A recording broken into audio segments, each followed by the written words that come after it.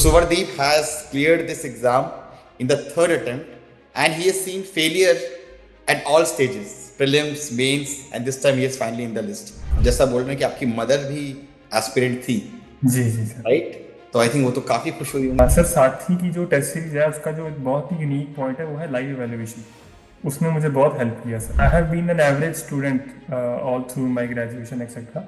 So it was a great push for me कि इतना बड़ा एग्जाम है, इतने ही मार्क्स से मैं रह रहा हूँ, तो why not give it another try and even more with more hard work and I can pass that barrier. Sir मैं एक चीज़ बोलना चाहूँगा कि इस चीज़ के पीछे साथ ही इसका भी बहुत बड़ा हाथ है। इस साल मैंने एमएमपी का मैं फुल प्रोग्राम मैंने लिया था ताकि फियर ऑफ अननोन जब निकल जाएगा ना, तो आपको वहां जाके ऐसे नहीं लगेगा कि मैं कोई नई चीज करने जा रहा हूँ। आपको लगेगा कि ये तो मैंने कर रखी है यार, आज फिर से कर देंगे। कि जो आपका सर्कल है जिसके साथ आपकी उठनी बैठनी है, उसका माइंडसेट आपके माइंडसेट से अलाइन जरूर करना चाहिए। ऐसा नहीं है कि जिस लोग के साथ आप टाइम स्पेंड कर रहे हो during your prime days of preparation, वो कुछ अलग ही है और आप अलग। लास्ट ईयर अगर मुझे एमपी मैंने लास्ट ईयर ले लिया होता, तो आई होप मैं अभी ट्रेनिंग वेनिंग मेरी खत्म हो चुकी होती, मेरा हो गया होता sir. Hello, everyone. Welcome to another Toppers podcast. And in this session, we have with us AIR 76, Suvardeep Singh. So, first of all, congratulations, Suvardeep. You have done a great feat. You have achieved a great feat. So, Suvardeep has cleared this exam in the third attempt and he has seen failure at all stages, prelims, mains, and this time he is finally in the list. So, how are you feeling, Suvardeep? First of all, thank you so much for having me here, sir. And I'm feeling very blessed that I have been blessed by Almighty that I have gained this rank this year, 76. तो अगर हम बात करें आपकी journey की, Yes, sir. तो you did your BTech right? और Yes. आपके आई थिंक पेरेंट्स वगैरह भी सब एकेडमिक्स में हैं, तो कहाँ से ये सिविल सर्विस की कहाँ से आपके अंदर जोश आया कि सिविल सर्विस देना है मुझे? सर दो तीन कारण है उसके। पहला सबसे बड़ा कारण तो है कि जो मेरे मैटरनल ग्रैंडफादर हैं, नाना जी, उनकी इच्छा थी शुरू से कि उनकी फैमिली में कोई एक यूपीएससी का एग्जाम या पीसीएस के थ्रू इस एडमिनिस्ट्रेशन में आए। उन्होंने मदर को भी दिलाए थे मैरिज के पहले दो अटेम्प्ट, तो उनका तो हो नहीं पाया था। हम्म, तो वो एक मोटिवेटर थे हमेशा से कि तू करेगा, तू कर सकता है ऐसा। तो हम्म, वो वैसे दिसंबर में ही लास्ट ईयर हमको छोड़ के चले गए, ही पास्ड अवे। तो हम्म, वो रिजल्ट तो नहीं देख पाए, but he will be very proud wherever he'll be. और सेकेंडली सर, मेरे फादर वैसे तो वो साइंटिस्ट हैं professionally, but from last 7 to 8 years he is into administration. Hmm, He's heading the regional research station of PAU in Faridkot. And I've seen him working very closely with the farmers, marginal farmers, etc., daily wagers, etc. So I got an inspiration from him that I can also work on the same lines and dwell into civil services. तो आप जैसा बोल रहे हैं कि आपकी mother भी aspirant थी, जी जी सर। राइट? तो आई थिंक वो तो काफी खुश हुई होंगी, क्योंकि एक होता है कि अगर हम नहीं कर पाए तो हमारे बच्चे ने कर लिया, तो उनका क्या रिएक्शन था रिजल्ट के बाद? हाँ सर, सडन रिएक्शन तो वही था, इमोशनल हो गई थी, इमोशनल हो गए थे सब लोग। उसके हम्म, बाद अच्छा था सर, ग्रेटफुल था। हमने हमारे Faridkot is known as Faridkot because it is named after Baba Farid ji, Sufi saint Baba Farid ji. So he we went to take his blessings, and उसके बाद ही हमने सबको रिवील किया था कि ये रिजल्ट आ गया है, तो सब खुश थे। तो आपकी जो जर्नी थी यूपीएससी की 2022 में शुरू हुई, राइट? यस। और उस साल you failed in the prelims. Yes. तो क्या आपको लगता है जो आपका फर्स्ट अटेम्प्ट है उसके बारे में, if you want to share your insights कि what went wrong in the first attempt? First attempt में sir I was more incline towards content को इकट्ठा करना। बहुत ज़्यादा करंट अफेयर्स फोकस्ड स्टडी थी मेरी। स्टैटिक पोर्शन में मैंने कम कम फोकस किया था, और प्रैक्टिस बहुत कम की थी। मॉक्स पे मेरा इतना फोकस नहीं था, तो उस वजह से एक मुझे एग्ज़ाम फियर भी रहा, तो प्रेशर था। तो इसकी वजह से मेरे ऑलमोस्ट 6 to 7 मार्क्स कम रह गए थे कट ऑफ से। अच्छा, तो जब फर्स्ट अटेम्प्ट में आपने जैसा बोला कि फोकस आपका एप्लीकेशन पे कम था, यस। कंटेंट पे ज्यादा था, या। यस। तो ये चीज अगर आप इसके बारे में थोड़ा और बताओ कि यार प्रीलिम्स एग्जामिनेशन में what are the areas where an aspirant should focus upon, because most of the aspirants make this mistake of only focusing on the content part, accumulating more and more content. So what are the aspects you think which are important to clear prelims? Sir, as per my experience, in the last 3 years, I have cleared 3 prelims. two UPSC continuous, and one PCS, Punjab Civil Services. Last year only in December it was there. Hmm. So my experience says that we should focus as much as we can on mocks, on practicing. I Hmm. used to give at least 25 to 30 mocks before prelims.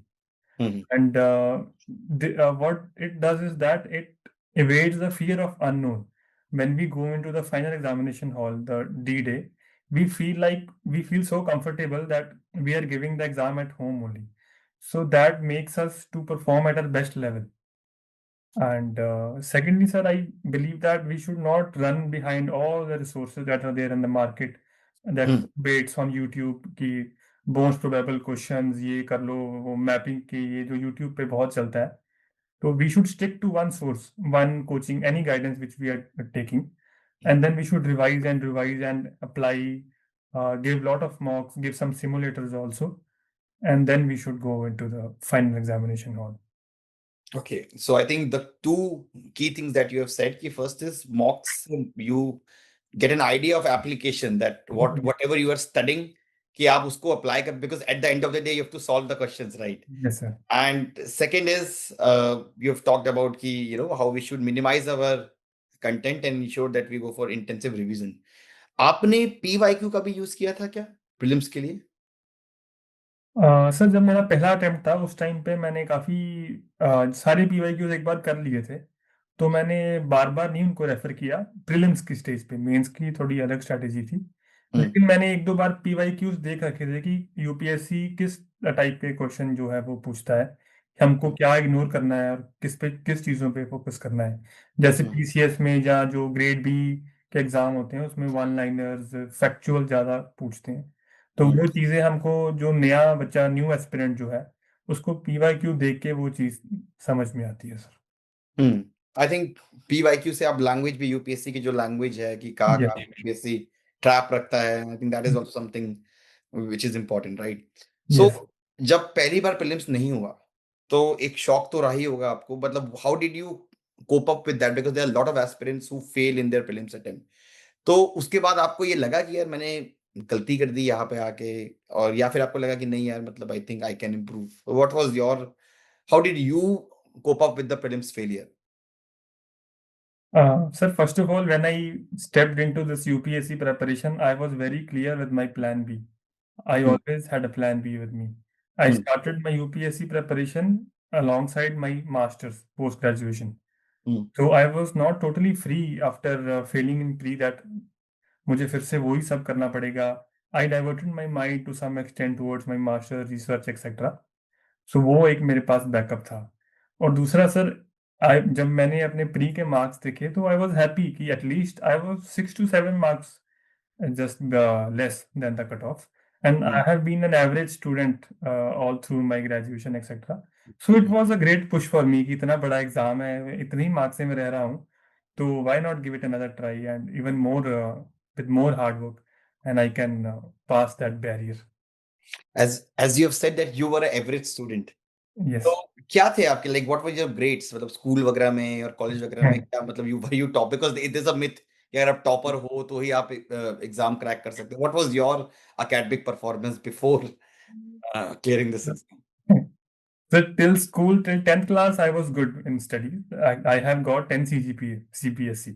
Hmm. But I believe कि school तक तो बच्चा घर पे होता है तो it is easy to cope up with that stress levels. But when I stepped into the real world, 11th, 12th में it's very around 65% marks. Sir. मैंने 65% only? yes, and in graduation also I barely managed to cross the 60% line.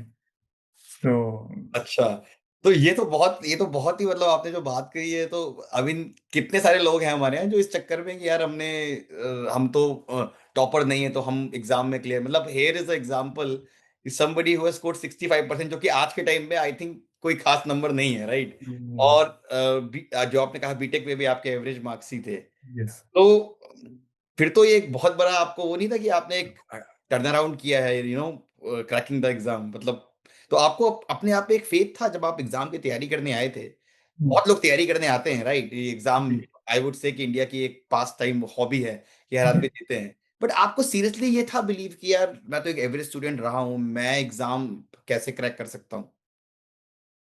Sir, सबसे बड़ी मैं इस चीज़ की जो appreciation है, contribution मेरे पेरेंट्स की है। उनको हमेशा से मेरे में बिलीव था कि हम्म। तू स्कूल टाइम में अच्छा रहा है, you are very sharp. College मैंने जब मैं घर से बाहर था सर काफ़ी 6-7 साल, तो हम्म। उनको पता था कि थोड़ी सी कंपनी भी सर मैटर करती है। कुछ सर्कमस्टांसेस ऐसे हो गए थे कि मैं स्टडीज पे थोड़ा कम फोकस कर पाया। लेकिन हम्म। After my graduation they again pushed me, they made me believe myself कि I can do it.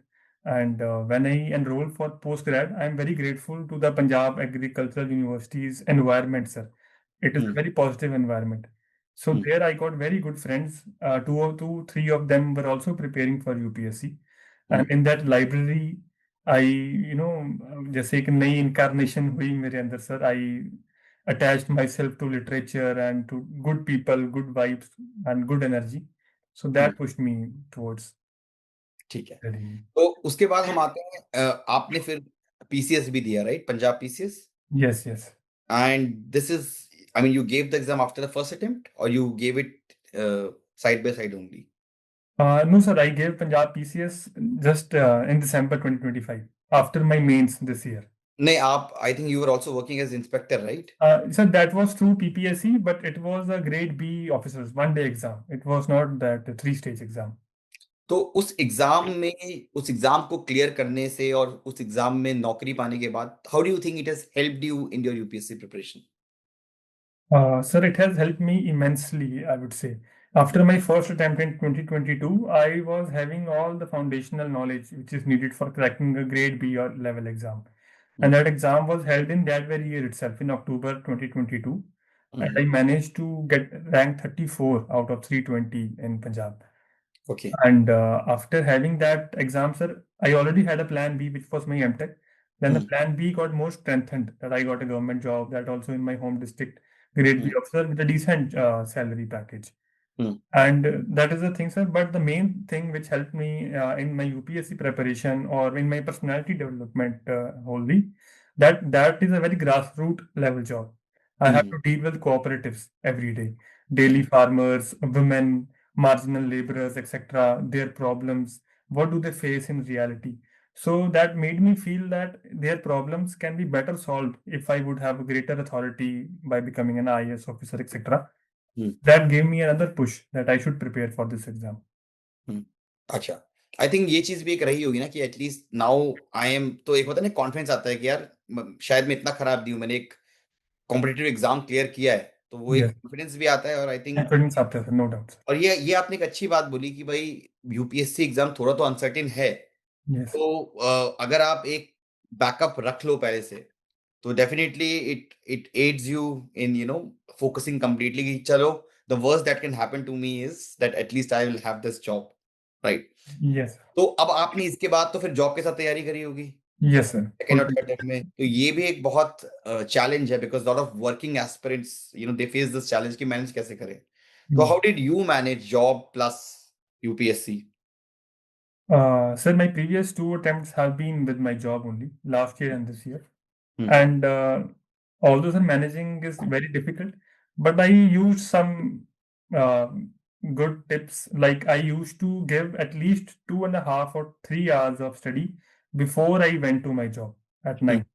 So hmm. I used to wake up early, like 5:30 or 6, and I used to give 2 hours at least before starting my job day. सो उससे sir मुझे एक confidence आता था, एक अच्छी feeling आती थी कि मैंने चलो कुछ तो पढ़ाई कर ली है सुबह सुबह। और हम्म। फिर शाम को वही कॉन्फिडेंस या वही एनर्जी मैं कैरी फॉरवर्ड करके वापस घर आके वही 2-3 घंटे लगा लेता था। और हम्म। वीकेंड्स को मैं जितना हो सके उतना कैपिटलाइज करता था और थोड़ी सी सोशल गैदरिंग्स को मिनिमाइज करता था। हम्म। और आई यूज टू ट्राई कि मैं कोई न्यूज़पेपर या कोई मॉक टेस्ट, कोई हल्के फुल्के नोट्स अपने साथ ही कैरी करता था कार में, जहाँ जब भी ट्रैवल करता था। हम्म। तो अपनी जॉब प्लेस पे भी, क्योंकि it was a field job, तो जब भी मुझे मौका मिलता था मैं बैठ के 1-1.5 घंटा कुछ ना कुछ पढ़ लेता था। तो हम्म। चलता रहता था सर ऐसे।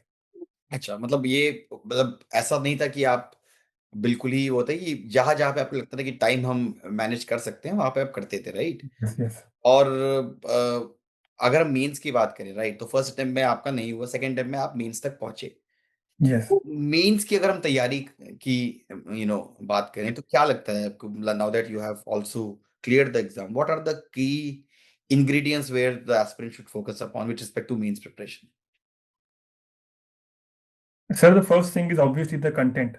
We should have very crisp but very rich content, Hmm. which will fetch us good marks. We Hmm. should have मतलब ready-made data, diagrams, presentation templates, etc. Hmm. So that were missing in my last year's mains exam. I was not having crisp notes, etc. They were Hmm. very bulky, so I Hmm. was not able to revise them just before the D days. Hmm. And second is sir, lot of answer writing practice as much as you can, मतलब जितनी कर लो उतनी कम है sir Hmm. Maths में तो ये दो चीजें हैं सर जो मैं बिलीव आई कर। थिंक आपने जो ये याद बहुत अच्छी बोली नोट्स वाली। तो नोट्स क्योंकि मैक्सिमम लोग वो उस लेथार्जी में कि हम एक्स वाई जेड कोचिंग के नोट्स पढ़ लेंगे बस हो जाएगा। Yes important do you think it is to make your own notes? Sir, it is 100% important sir. Last year मैंने नहीं बनाए थे and hmm. I lose it. मेरे मैं 2-3 मार्क्स से कट ऑफ नहीं क्रॉस कर पाया। पर हम्म। This year sir I had for every GS I had notes in just 7-8 A4 sheets. For अच्छा। GS2, I had 8 A4 sheets, GS3, 7 to 8 A4 sheets, GS4, 8 A4 sheets. And I could revise every GS paper in 2 hours, any day. Hmm. Even hmm. before going to the exam hall, in half an hour, I could revise the whole GS, whole keywords, diagrams, hmm. code, जितना भी value added आप देख लो, सब मेरे दिमाग में fit होता था। और हम्म। मैंने बस जाके वॉमिट करना होता था सर एग्जाम में आई वो। थिंक ये, हाँ ये चीज आपने बहुत अच्छी बोली कि वो जो होता है ना क्रिस्प नोट्स, कि भाई आप मल्टीपल रिवीजन कर सकते हो। आप अगर कोई भी कंपाइलेशन भरोगे तो मिनिमम 100 पेज की होगी। सौ यस पेज का आपके पास टाइम का है जब आपके पास मेंस से जस्ट पहले you can't revise that. Yes तो सर। आई थिंक ये चीज तो बेसिकली आपके नोट्स में वही सारी चीजें थी कि जो आपके मार्क्स इनहेंस कर सकती है। यस एकदम वैल्यू एडिशन, सिर्फ कोई द ऑफ एंड नहीं सर, बिल्कुल जो कीवर्ड्स होते हैं एकदम वो थी। तो यही आई चीज थिंक सर मैं एक चीज बोलना चाहूंगा कि इस चीज के पीछे साथ ही इसका भी बहुत बड़ा हाथ है, क्योंकि इस साल मैंने एमएमपी का मैं फुल प्रोग्राम मैंने लिया था।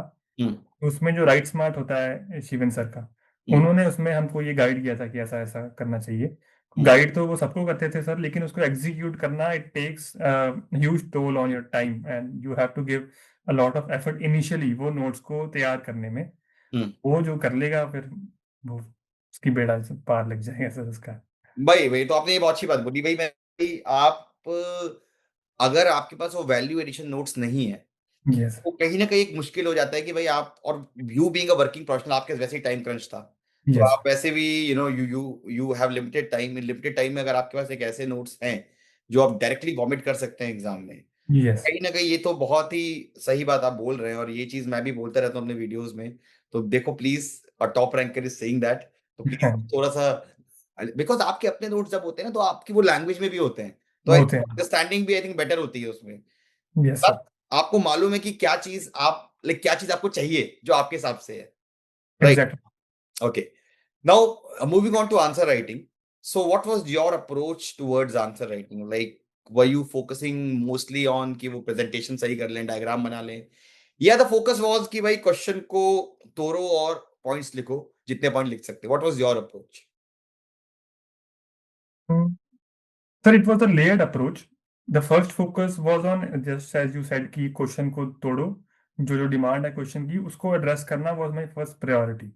Hmm. एंड अगर मुझे लग रहा है कि उस डिमांड को एड्रेस करने के लिए मेरे पास ऑलरेडी रेडीमेड कुछ है वैल्यू एडिशन और टाइम मेरे पास है, तो मैं कोशिश करता था कि एटलीस्ट 20 में से 17-18 क्वेश्चंस में मैं डायग्राम, कोई ना कोई ग्राफ या कोई कोड कुछ ना, क्योंकि सर मेरे पास रेडीमेड था ऑलरेडी सारे सिलेबस के कीवर्ड्स के लिए मेरे पास एक कोड डेटा ग्राफ सबके लिए था। तो मेरे लिए काफ़ी इजी था कि कोई भी मुझे टॉपिक दे दो, मैं उस पर कोई ना कोई ग्राफ डायग्राम डेटा में डाल सकता हूँ, कोड भी डाल सकता हूँ। Hmm. तो वो एक अप्रोच थी सर मेरी। और मैक्सिमम पॉइंट्स मैं लिखता था। I was not limited to कि अगर 10 मार्क का क्वेश्चन है तो मुझे 10 ही पॉइंट लिखने हैं। जितने हो सकते थे मैं पॉइंट लिखता था। 15-15 पॉइंट तक भी मैं लिख के आया हूँ 10 मार्कर्स में। और Hmm. मैं वे फॉरवर्ड जरूर हर क्वेश्चन में लिख के आता था, चाहे पूछा हो या ना पूछा हो सर। एक्चुअली इनफैक्ट अभी मैं एक सेशन में ले रहा था विद इंटरव्यू फेल कैंडिडेट्स, तो मैंने उनको कुछ कॉपीज दिखाई, मैंने सबकी कॉपीज दिखा रहा था। उसमें मैंने एक एक मैं आपकी भी कॉपी दिखाई थी। तो आई थिंक ये चीज बड़ी कॉमन थी कि कहीं ना कहीं ना नंबर ऑफ पॉइंट्स ये एक बड़ी इंपॉर्टेंट चीज हो गई है कि भाई आप जितना मतलब इट इज एग्जाम जो कोई आप ऐसे पेपर नहीं लिख रहे हो कि आप एक पॉइंट पे 4-5 लाइन लगा दे रहे हो। जितने ज्यादा पॉइंट्स खोलोगे उतने ज्यादा मार्क्स मिलने के चांसेस रहते हैं। तो बहुत Yes. अच्छी बात आपने बोली कि and I was also going through the copies, तो उसमें भी मेरे को वही दिखा कि जितने पॉइंट्स आप लिख सकते हो उतना आप लिख रहे थे और मल्टी डायमेंशनल ट्राई कर रहे थे, right, Yes. Which is really really good. तो अगर हम मेंस में ही बात करें तो जो पूरा प्रोसेस होता है, 4-5-6 दिन का जो प्रोसेस होता है, वो कितना एग्जॉस्टिव होता है? मतलब क्या लगता है उसके बाद, क्योंकि आपने लास्ट ईयर भी दिया है, इस बार भी दिया है, Yes. तो क्या चीज वहां पे होती है? Sir it is both physically and mentally exhausting. So hmm. उसके लिए एक ही ट्रिक है सर, प्रैक्टिस। आपको उस जो आपकी स्टेट उन 6 दिनों में होगी, आपको उससे पहले ही अपने आप को उन स्टेजेस से गुजारना होगा। मतलब you should give at least 2 simulators, चाहे हम्म। घर बैठ के ही दे दो।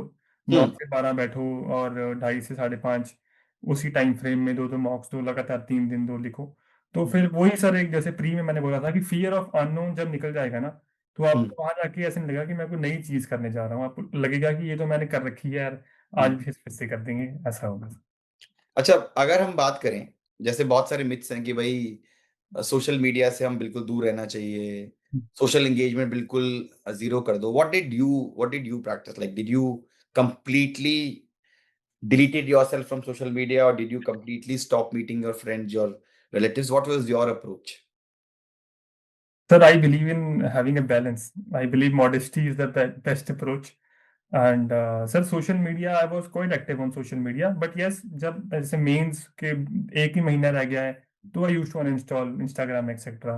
Hmm. But I was not totally away from social media, and I occasionally use to meet my friends, do party etcetera. Hmm. Because उससे एक रिफ्रेश हो जाता है सर माइंड, बर्नआउट नहीं होता है। आई बिलीव कि उससे बल्कि प्रोडक्टिविटी ज़्यादा अच्छे से एनहांस होती है।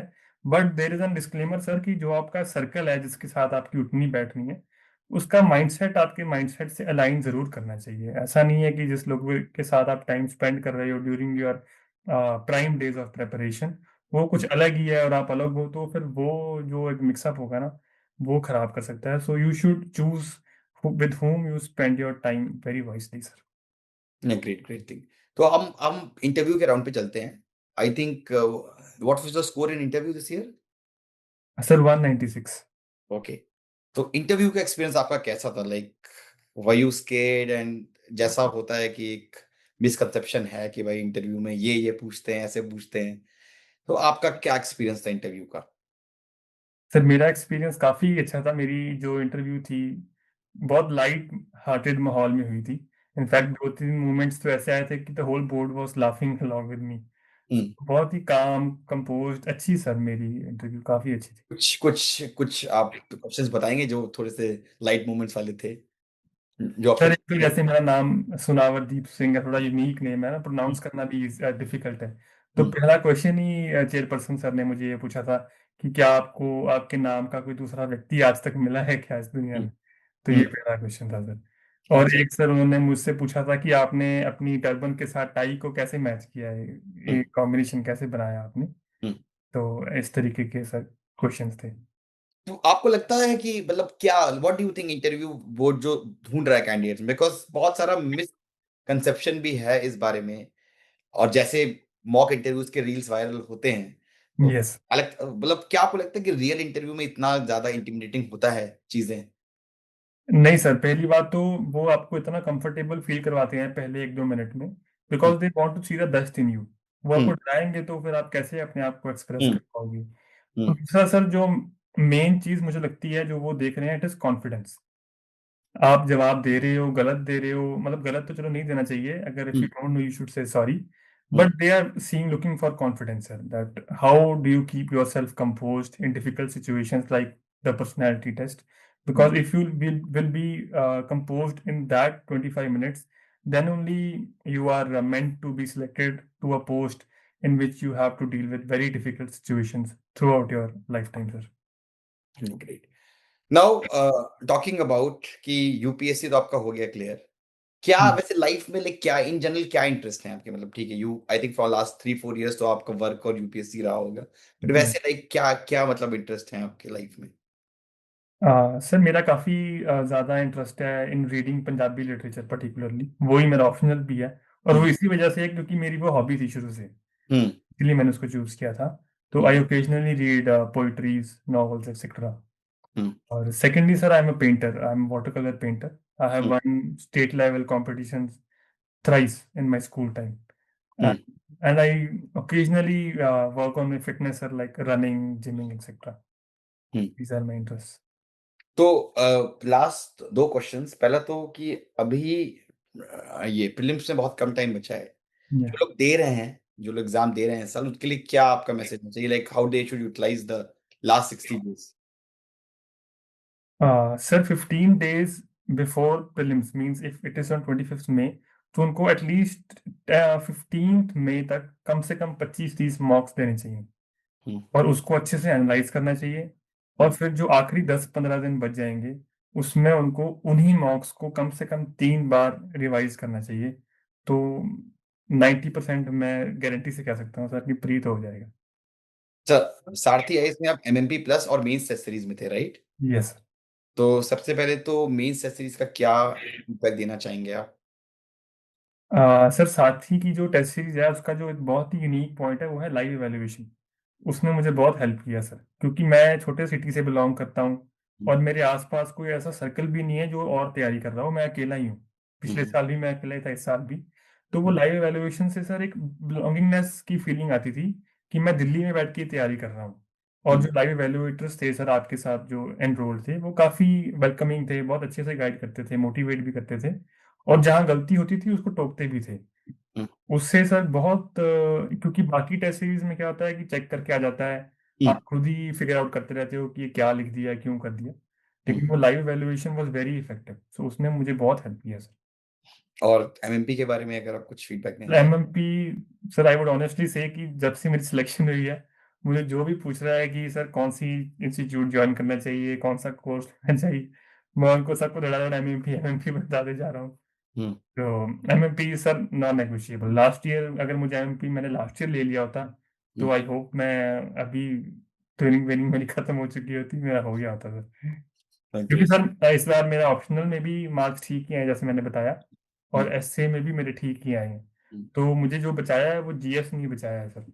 और जीएस 4, 3, 2 ये सब मैं ब्लाइंडली एमएमपी को ही रिलाई कर रहा था। मैंने कोई ज़्यादा रिसोर्सेज इधर उधर से फॉलो नहीं किए, बस हम्म। उसी में से अपने क्रिस्प नोट्स बना लिए, रिवाइज कर लिया और एमएमपी को फॉलो किया। ठीक है। तो we are very happy Surdeep that you have came here and you have shared your experiences. और थैंक यू। बहुत सारी अच्छी बातें आपने बोली, और आई थिंक जो मेरे को सबसे सही लगा कि भाई जो आपने कहा कि you are an average student है और वहां से आप आज AR 76 लाए हैं। And the yes. Other thing that you have said कि भाई एक बैलेंस, एक मिडिल ग्राउंड हमें चाहिए इस एग्जाम को क्लियर करने के लिए। So I wish you all the best and I hope that you will give great services to this country, and we thank at Sarthi IAS are very proud about you. Thank you sir, thank you so much.